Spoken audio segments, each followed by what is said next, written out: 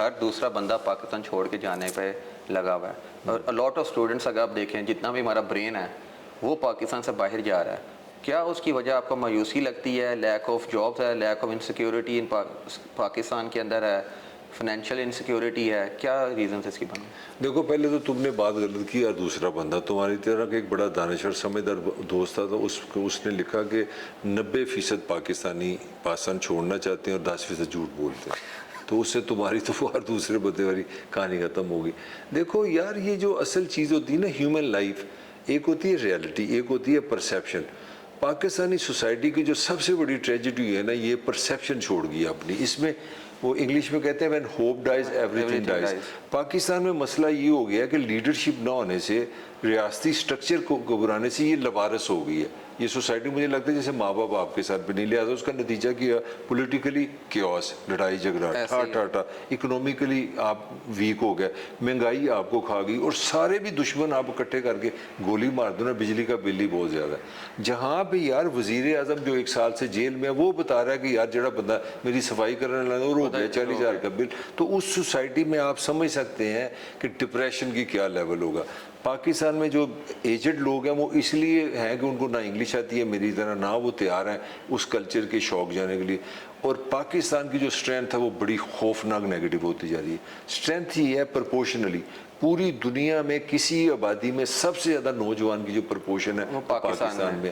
اب مجھے بتاؤ نوجوان کے لیے صاف گیمیں کھلتی جا رہی ہیں. ڈگری اس کو سمجھ آ گئی ہے کمپنی کی مشہوری ہے میری، یہ ساری گور میں بکری ہے، ہمیں ڈگری شگری سو اس کو کچھ نہیں مل رہا. اچھا وہ انٹرنیشنل کوالٹی کا بندے نہیں ہم پیدا کر رہے. ہمارا جو ایم اے انگلش ہے اس کو لکھنا نہیں آتا. ہمارا جو لا کا بندہ اس کی لا سینس نہیں ہے. جو جرنلسٹ ہے وہ کمیونیکیٹر نہیں ہے. ہمارا جو ایجوکیشن کا سسٹم ہے وہ دنیا میں اسٹیبلش ہو گیا، ورسٹ ان دی ورلڈ ہے. ہمارے یہاں ریسرچ کی نام و نشان نہیں ہے. ہمارے اسٹوڈنٹ میں پرابلم سالونگ نہیں ہے. اور سب سے بڑی بات ہے اس کو نرچ کرنے والا کوئی نہیں. سر ایک چیز پہ آپ کی تھوڑی گائیڈنس ہے، جو بھی بچہ باہر جائے تقریباً 1 کروڑ 1.25 کروڑ روپیہ لگتا ہے ایک بچے کا باہر ڈگری کرنے جانے کے لیے. مطلب وہ 1 کروڑ 1.25 کروڑ لگا کے پاکستان چھوڑنے کو تیار ہے، وہ پیسے پاکستان میں لگا کے بزنس کرنے کو تیار نہیں. اس کی ریزن کیا ہے؟ اس کی بھی وہی ریزن ہے، ریاستی نظام ہے. آپ بزنس کیا کریں گے؟ آپ بزنس کریں گے واپٹا سے کہ جا کے کنیکشن لے کے دکھاؤ، آپ سوئی گیس والے سے کنیکشن لے کے دکھاؤ. آپ کو کوئی بھی ایک چھوٹی موٹی انڈسٹری لگانے کے لیے 63 کے قریب ڈفرینٹ ڈپارٹمنٹ سے آپ کو اپروول چاہیے، تو لے کے دکھاؤ. وہ تبھی ممکن ہے کہ آپ کا بڑا بھائی یہاں تو سپریم کورٹ کا جج ہو اور اس سے بڑا بھائی کو پنڈی شنڈی میں بہت بڑی جاب کرتا ہو. وہی پاسبلٹی ہے کہ آپ کو ایک سٹیزن کے حق ملیں گے. تو جب آپ کا پورا نظام آپ کے اوپر چڑھا ہوا ہے، میں بار بار کہہ رہا ہوں when hope dies everything dies. Pakistan کا کوئی مسئلہ نہیں ہے. پاکستان کا سارا مسئلہ ہی سائیکلوجیکل ہے. نفسیاتی طور پہ پاکستانی لوگ تھک گئے ہیں، ان کو ہوپ کوئی نہیں. جب میں یہاں پہ ینگ تھا نا تو میرے میں ایک ایریگنس تھی، میرے میں ایک پرائڈ تھا پاکستانی ہونے کا. کیوں؟ کیونکہ میں اپنے ہاکی کے پلیئروں کو اولمپکس میں کھیلتے دیکھتا تھا، میں اپنے کرکٹروں کو دنیا کے ٹاپ میں دیکھتا تھا. پی آئی اے دنیا میں فلائی کرتی تھی. پاکستان کے جو بینک تھے، پاکستان کے بینکر مڈل ایسٹ میں بینک چلاتے تھے. تو I use to feel pride, I am part of the world. اب مجھے بتاؤ کدھر ہو آپ؟ 7 آپ نے پلیئر بھیجے ہیں اولمپکس میں، دنیا کی 5ویں بڑی پاپولیشن ہے. 7 میں سے 3 کا پہلے ہی پتہ نہیں تھا کہ یہ کوالیفائی کریں گے کہ نہیں کریں گے. 4 کا، باقی بچے تینوں لاسٹ پوزیشن پہ ہیں. Hats of two these 3 people. مگر آپ دنیا کے قابل ہی نہیں ہیں. 25 کا مقابلہ ہے، 25واں آپ کا نمبر ہے. میں اس بندے کی بات نہیں کر رہا، میں ثابت یہ کر رہا ہوں کہ ہم جس مائنڈ کے لوگ ہیں، جس جسم کے لوگ ہیں، جو ہمارا سوچنے کا انداز ہے، دنیا سے وہ دنیا وہاں سے نکل گئی ہوئی ہے. اب دنیا میں سپورٹس یہ نہیں ہوگی کہ محسن صاحب بڑے طاقتور ہیں. وہ کہتے ہیں اگر آپ نے نیزہ پھینکنا ہے تو آپ کے مسل ذرا ہمیں بازو کے مسل بتاؤ، آپ کا سٹیپ کا سٹائل کیا ہے، آپ کی آئے کیسی ہے. اگر آپ فاسٹ بولر ہیں تو آپ کی یہ مسلز ہمیں چاہیے. اگر آپ بیٹس مین ہیں تو آپ کی ہائٹ اتنی چاہیے. اور دنیا تو اتنی کمپیوٹرائز ہو گئی ہے. سر آپ نے بڑی دنیا پھری ہے، آپ نے جگہ جگہ جا کے پھیرا ہے، ادھر کے کلچر کو ایکسپلور کیا ہے، ادھر کے لوگوں کو ساتھ آپ کا انٹریکشن رہا ہے. تو جو ہمارے بچے ابھی ملک چھوڑ کے باہر جا رہے ہیں، رزق کمانے کے لیے جا رہے ہیں یا پڑھنے کے لیے جا رہے ہیں، ان کو کیا ایک نصیحت کریں گے یا سجیشن کریں گے ادھر جا کے کس طرح اپنی لائف کو آپٹ کریں اور کس طرح وہ اس کو بہتر طریقے سے پرفارم کر پائیں؟ یار پہلے تو بات ہے ان بچوں کے لیے برج کی جوتی ہیں وہاں پہ. रज की जूतियाँ पड़ेंगी, उन बेचारों का कसूर भी कोई नहीं है। ये नौजवानों के लिए इतनी ट्रेजेडी है बाहर जाना, वो पूछो क्या ट्रेजेडी है। यहाँ पे आप यूनिवर्सिटी आते हैं अब्बा जी के पैसे पे, ऐसे ही है। यहाँ पे आप IT इसलिए पढ़े अम्मी और अब्बा जी का मुतालबा है, आप बड़े भाई के कहने पे डॉक्टर बनते हैं। यहाँ तो कल्चर ने, एजुकेशन सिस्टम ने, रियासत ने, हुकूमत ने आपको इंडिपेंडेंट ही नहीं होने दिया। हमारा बच्चे का जो सबसे बड़ा मसला है उसमें डिसीजन मेकिंग नहीं है, उसमें प्रॉब्लम सॉल्विंग नहीं है, वो अकेला खड़ा ही नहीं हो सकता। क्योंकि जब आप, यार मैं अमेरिका से पढ़ा हूँ, मैं तुम्हें चैलेंज करता हूँ आज अमेरिका में चले जाओ, MPhil करता, मुझे एक स्टूडेंट दिखा दो पूरे 35 करोड़ का अमेरिका जिसके पैसे अब्बा जी देते हो। वो यार अब्बा जी का कोई काम नहीं है, दिस इज योर लाइफ।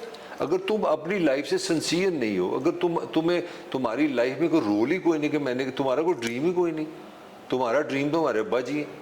तो यार रिस्पेक्ट का, ताबेदारी का ये मतलब नहीं कि you should live your fathers life, your father is father, उसका काम है तुम्हें इन्वायरमेंट दे। मैं समझता हूँ पाकिस्तान के माँ बाप को हाथ जोड़ के मैं कहता हूँ कि खुदा के लिए जिसने यूनिवर्सिटी में MPhil करना है, जिसने PhD करना है, उसको कोई यार तुम्हें साथ सलाम, आप कमाते आप PhD। सर एक इसके अंदर पॉइंट ये भी आ जाता है ना, वहाँ पे जाके किसी बच्चे से पूछे ना, आप बाहर जाके क्या करोगे, सर हम ऊबर चलाएंगे, तो वहाँ पे ऊबर चला के इतने पैसे मिल जाते हैं जो यहाँ पे PhD किए हुए या डॉक्टरेट किए हुए को नहीं मिलते हैं, तो वो उधर जाके ऊबर चलाने पे भी खुश हैं।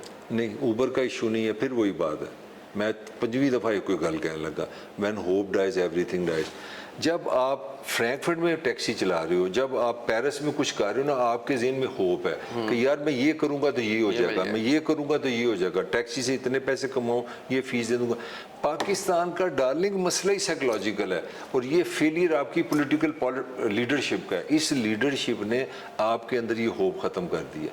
आपके अंदर कोई होप नहीं है। मतलब मुझे इतना डिप्रेशन याद है जिस दिन पाकिस्तान की cricket team American cricket team से हारी है। और यार 17 रन तुम खा रहे हो लास्ट ओवर में, I am not a cricketer, मगर क्रिकेट नहीं लूज हुआ, पाकिस्तानी नौजवान मर गया। उसने कहा यार एक दुनिया की वो टीम जो दूसरा मैच खेल रही है, दूसरा जिंदगी में मैच खेल रही है पाकिस्तान की टीम के साथ, अगले ने कुट के तान फारग कर दिया। सर ये तो हम आयरलैंड के साथ भी हार के कर गए पहले मैच। तो फिर साबित क्या हुआ? मैं जो पॉइंट बार बार जिस पर रेज कर रहा हूँ, पाकिस्तान को किसी चीज़ की ज़रूरत नहीं है। पाकिस्तानी सोसाइटी को सिर्फ एक चीज़ की ज़रूरत है, होप है। और होप किस तरह आएगी?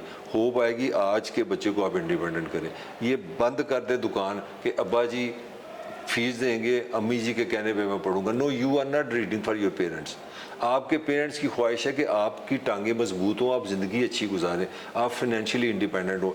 आप अगर इंडिपेंडेंट नहीं है, अगर आप घोड़ा बन के पढ़ रहे हैं, अगर आप सवार नहीं बनेंगे, आपको जूते यहाँ पे भी पड़ेंगे, आपको जूते बाहर में भी पड़ेंगे। इसलिए नहीं कि आप घटिया हैं, इसलिए कि आप इस दुनिया के ग्राफ से बाहर चले गए हैं, आप 2024 में नहीं रह रहे। बहुत शुक्रिया मलिक साहब, इंशाल्लाह नेक्स्ट वीक में फिर आएंगे और आपके इसी तरह हॉट तस्वीरों से मुस्तफ़ीद होंगे।